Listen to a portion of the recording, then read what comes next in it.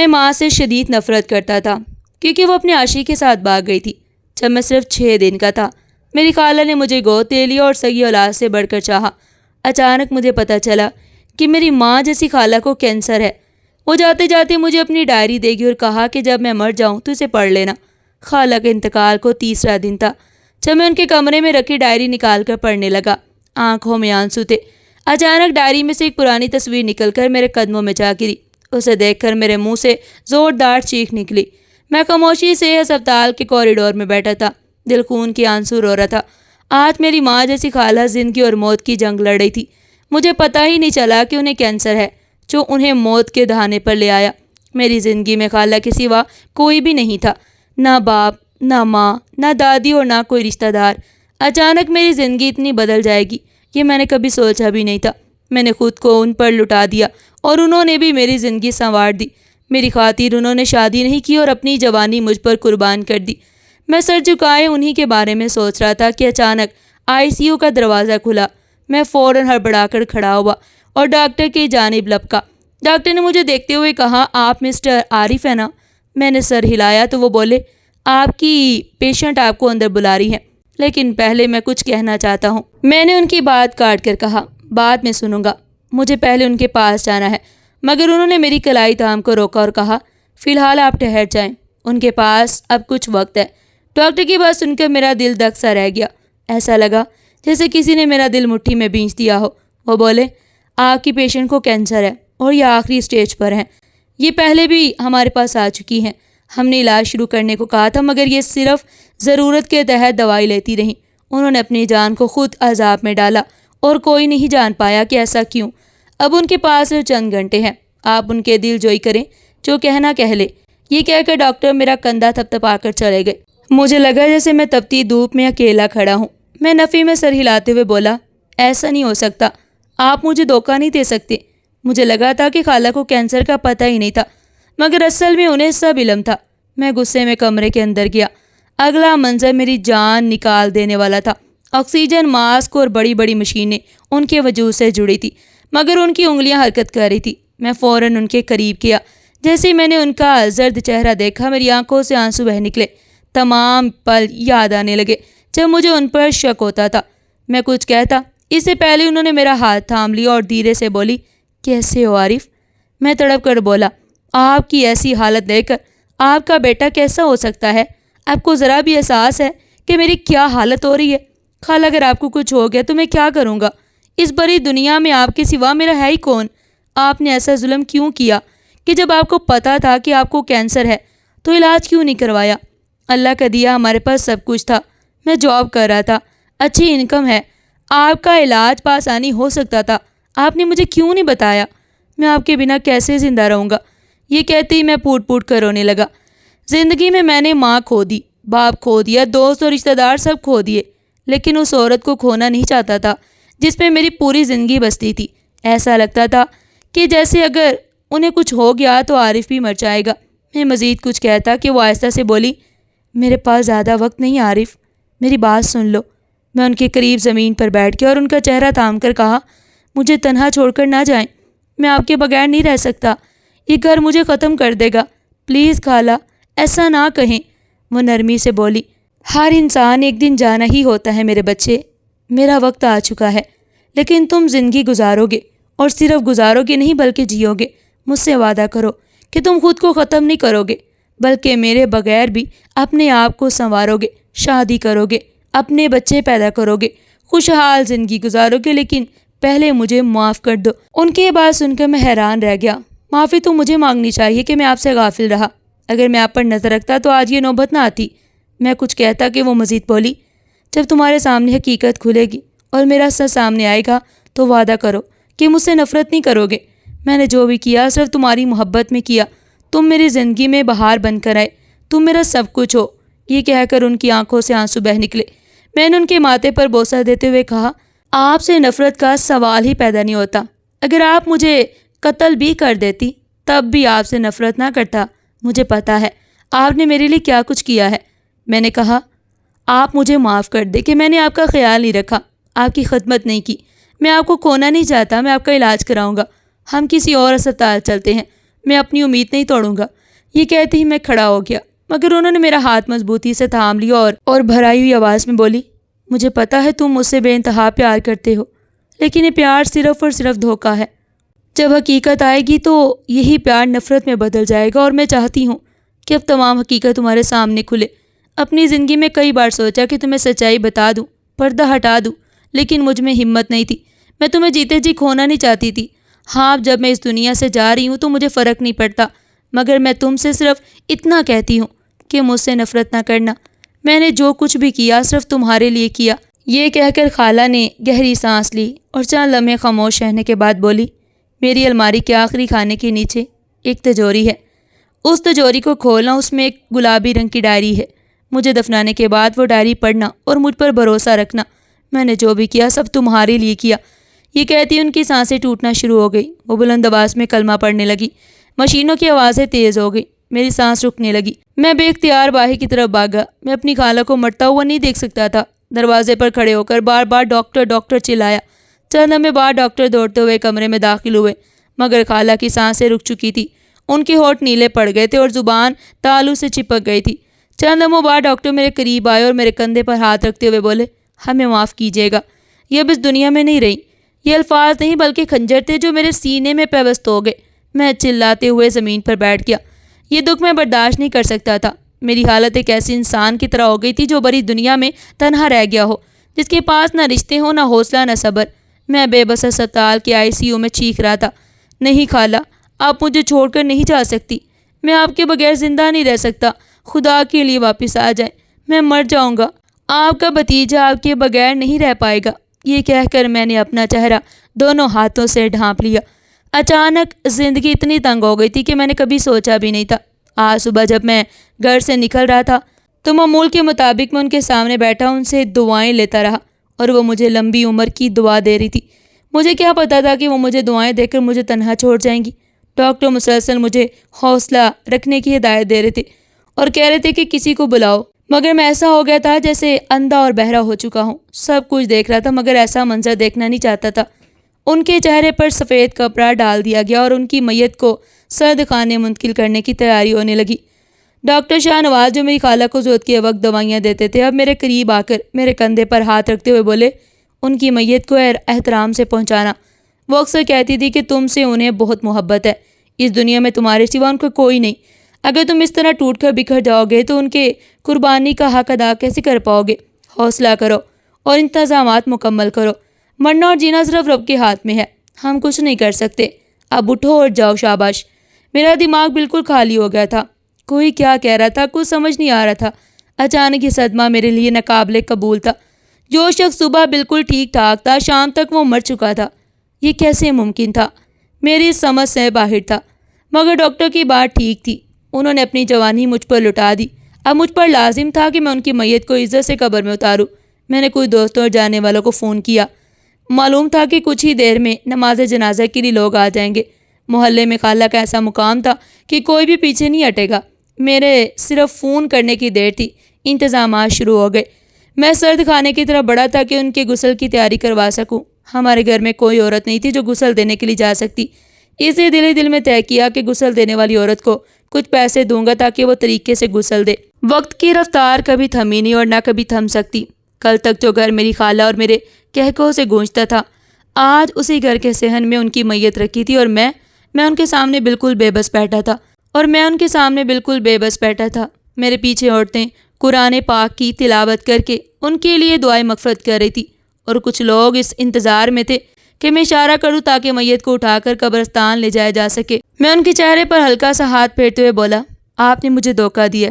آپ نے وعدہ کیا تھا کہ آپ مجھے کبھی نہیں چھوڑیں گی، ہم دونوں ہمیشہ ساتھ رہیں گے، لیکن آپ جا رہی ہیں خالہ، میں آپ کو کبھی معاف نہیں کروں گا۔ آپ مجھ سے معافی مانگ رہی تھی نا، میں کہتا ہوں آپ کو میں کبھی معاف نہیں کروں گا۔ آپ نے میرے ساتھ بالکل اچھا نہیں کیا۔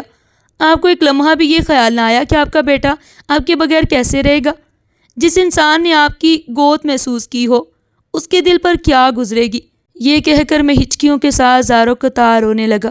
میرا دوست فوراً میرے قریب آیا اور مجھے سنبھالتے ہوئے بولا، حوصلہ کرو یار، کیا ہو گیا تمہیں؟ اس طرح ہمت ہارو گے تو آگے کے انتظامات کیسے سنبھالو گے؟ مرد ہو، مرد نہیں روتے۔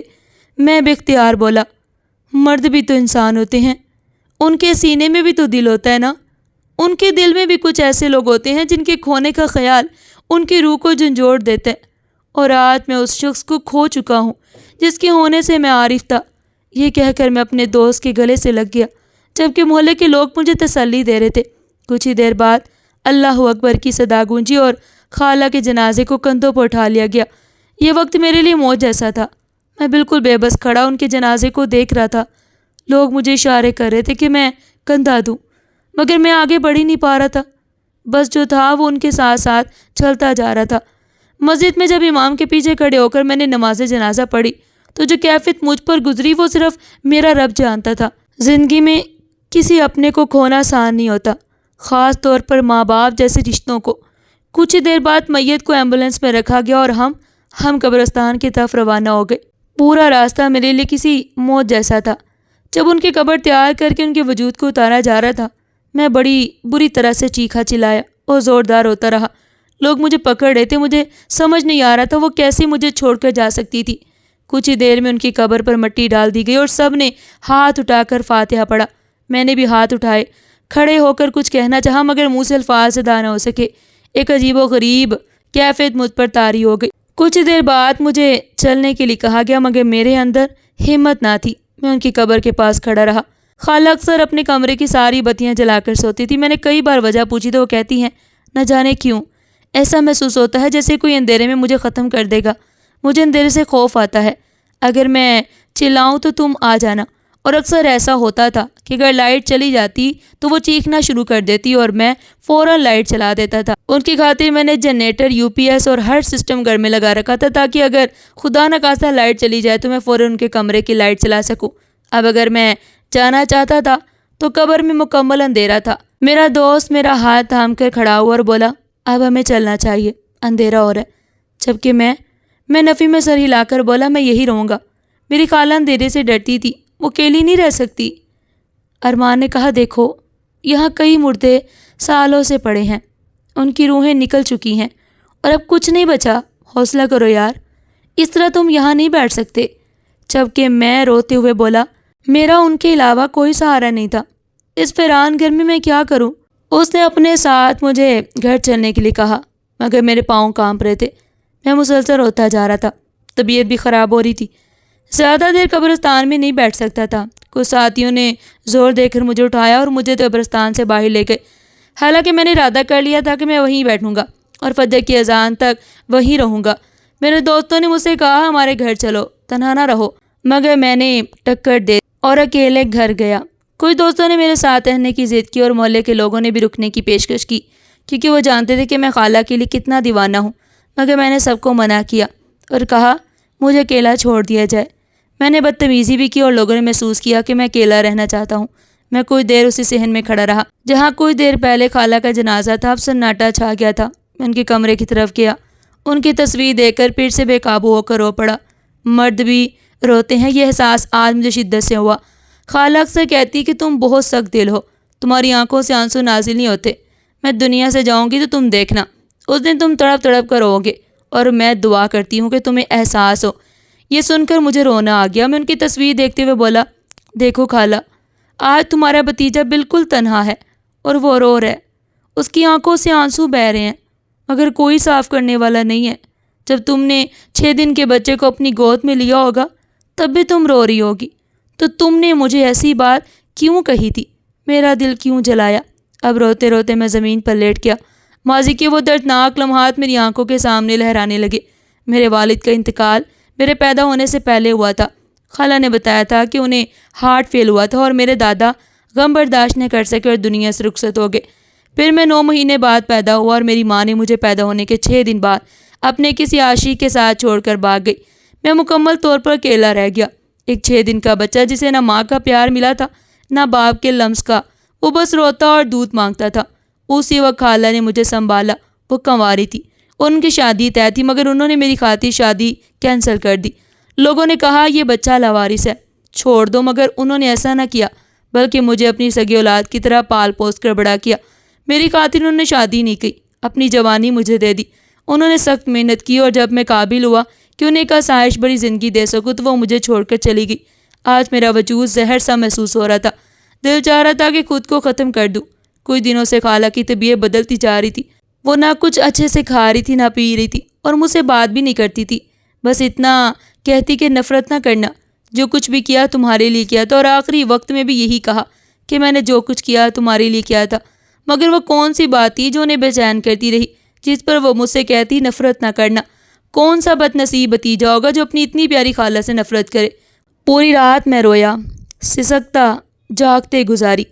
آج کی رات میرے لیے بہت دشوار گزری۔ فجر کی اذان پر میری آنکھ کھلی۔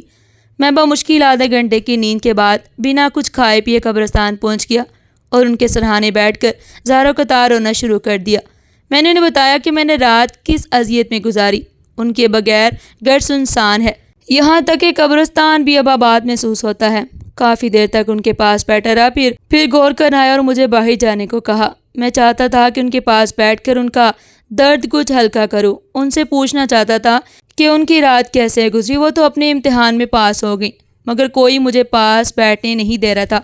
گھر واپس آیا تو مہمان آئے تھے، سب نے پرسہ کیا، حال دریافت کیا، مجھے کھانا کھلایا، مگر حلق سے نوالا نہیں اترا۔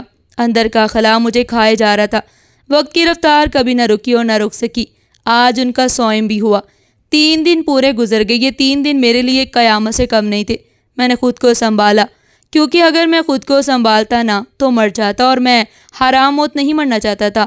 صوم کے بعد لوگ چلے گئے۔ میں گھر کے کمرے میں بیٹھا رہا۔ اچانک خالہ کے آخری الفاظ میری یاد میں آئے کہ میری الماری کے آخری کھانے کے نیچے ایک تجوری ہے، اس میں ایک گلابی ڈائری ہے، اسے لازمی پڑھ لینا اور مجھ سے نفرت مت کرنا۔ میں نے جو بھی کیا تمہارے لیے کیا۔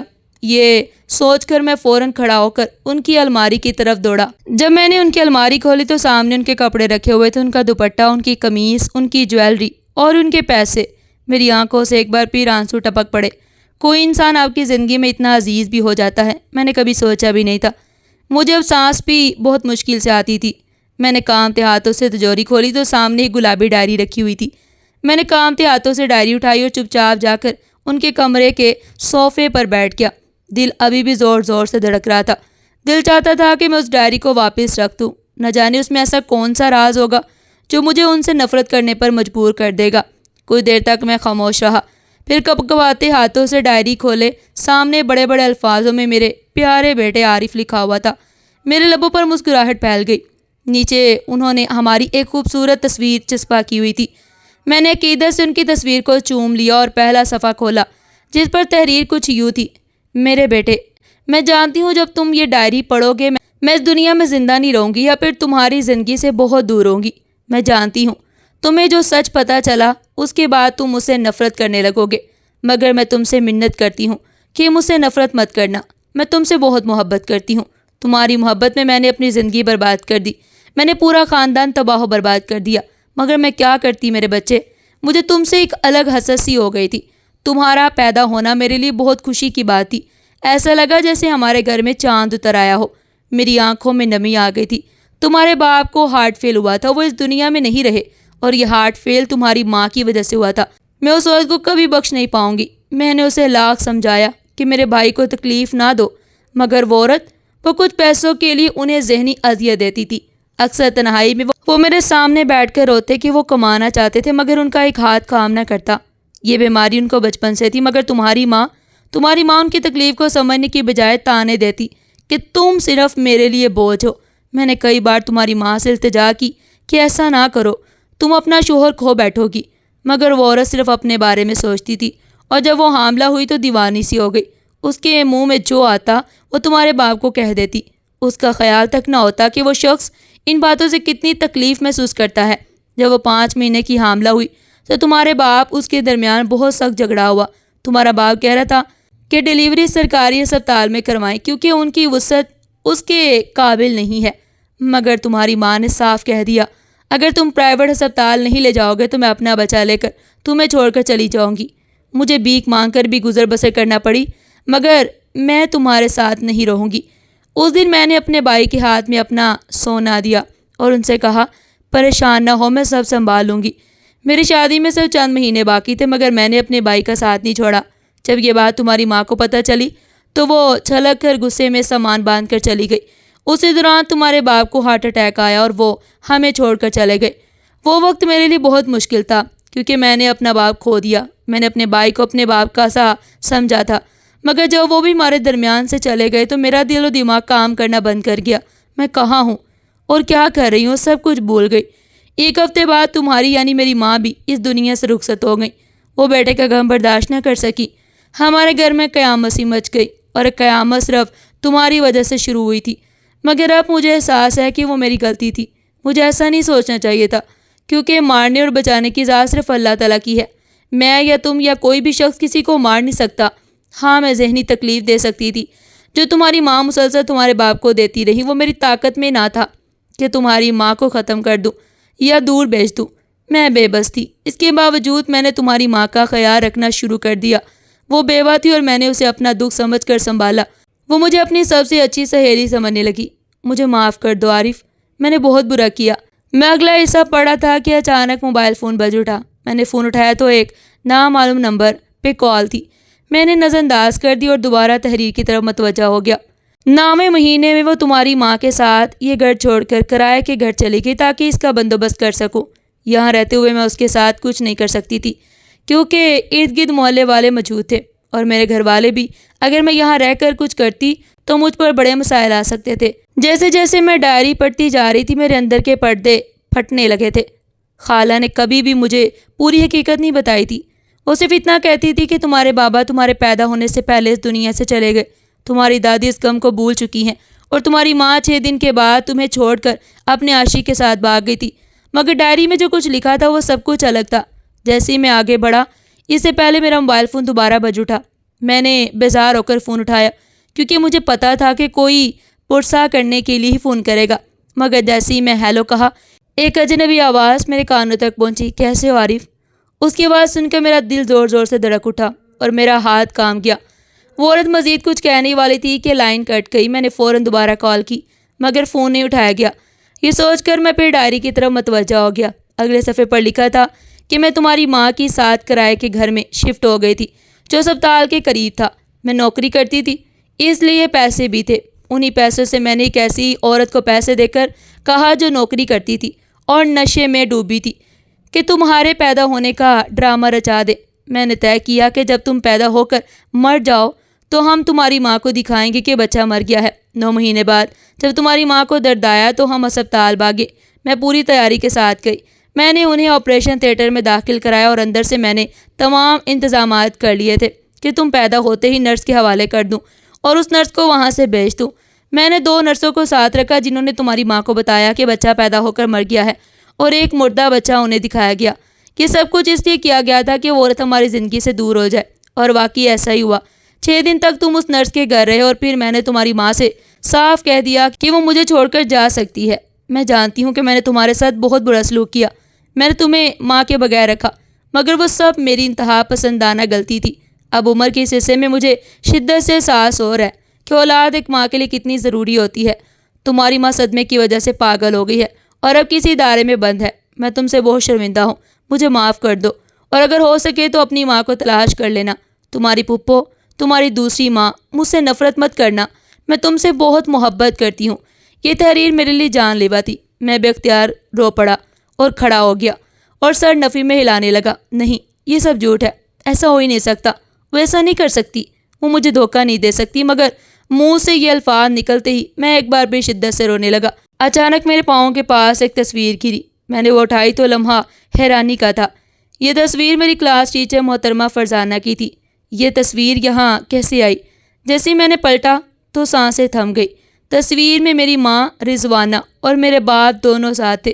ان کے نام اور تاریخیں پیچھے لکھی ہوئی تھی، شادی کی سالگرہ اور باپ کے انتقال کی تاریخوں میں چند لمحوں کے لیے بے ہوش سا رہ گیا۔ میں نے پلٹ کر دیکھا، 15 دن میں وہی ملا تھا۔ نہ وہ مجھے پہچان پائی تھی اور نہ میں اسے پہچان سکے۔ یہ کیسے ممکن تھا؟ مجھے اپنی ماں سے ملنا تھا۔ وہ پاگل خانے میں تھی۔ اس خبر نے میری جان نکال دی۔ مجھے پرنسپل کا گھر معلوم تھا۔ میں بنا سوچے سمجھے پرنسپل کے گھر نکل پڑا، اگرچہ رات کے 9 بج رہے تھے۔ ایک مختصر فاصلہ طے کر کے میں وہاں پہنچ گیا۔ مجھے سمجھ نہیں آ رہا تھا کہ اب کیا کروں، مگر ماں سے ملنے کی چاہت نے مجھے دیوانہ بنا دیا تھا۔ میرے پاس اور کوئی رشتہ نہیں تھا، مجھے صرف میری ماں چاہیے تھی۔ میں خالہ سے نفرت نہیں کر رہا تھا، میں ان سے نفرت کیسے کر سکتا تھا؟ انہوں نے میرے لیے جو کچھ کیا وہ میں مر کر بھی نہیں بھول سکتا تھا۔ میری پہلی بیل پر ہی دروازہ کھول دیا گیا۔ سامنے پرنسپل میڈم کا بیٹا کھڑا تھا۔ میں نے اسے دیکھتے ہوئے کہا، اپنی والدہ کو بلائیں۔ کچھ دیر کے بعد وہ باہر آ گئے اور جب میں روتے ہوئے اپنی پوری کہانی ان کے سامنے بیان کی تو وہ گہرے دکھ کا اظہار کرنے لگی۔ انہوں نے مجھے سمجھایا کہ بیٹا، اپنی پھپھو سے نفرت مت کرنا، جو کچھ بھی ہوا غم اور غصے میں ہوا، لیکن انہوں نے تمہاری پرورش بہت اچھے طریقے سے کی ہے، تمہیں کبھی کسی چیز کی کمی محسوس نہیں ہونے دی، تمہارے لیے ہر ایک چیز لاتی رہی۔ پورے اسکول میں تمہاری مثال دی جاتی تھی کہ ایسی پھپھو بھی اس دنیا میں ہے جو ماں بن کر پالتی ہیں۔ تم ان کے لیے اپنے دل میں کوئی بغض نہ رکھنا۔ میں نے کوئی جواب نہ دیا، بس امی جان کا پتہ لے کر پاگل خانے پہنچ گیا۔ وہاں جا کر جب میں نے اپنا تعارف کرایا اور ان کے بارے میں پوچھا تو اگلا جھٹکا میرے لیے جان لیوا تھا۔ میری ماں کو پاگل پن کے انجیکشن لگائے جا رہے تھے، وہ دماغی توازن کھو بیٹھی تھی۔ میں بھاگتا ہوا ان کے وارڈ میں گیا اور جب کمرے میں داخل ہوا تو وہ لمحہ ایسا تھا جیسے 25 سال کے بعد مجھے زندگی مل گئی ہو۔ میں دوڑ کر ان کے سینے سے لگ گیا۔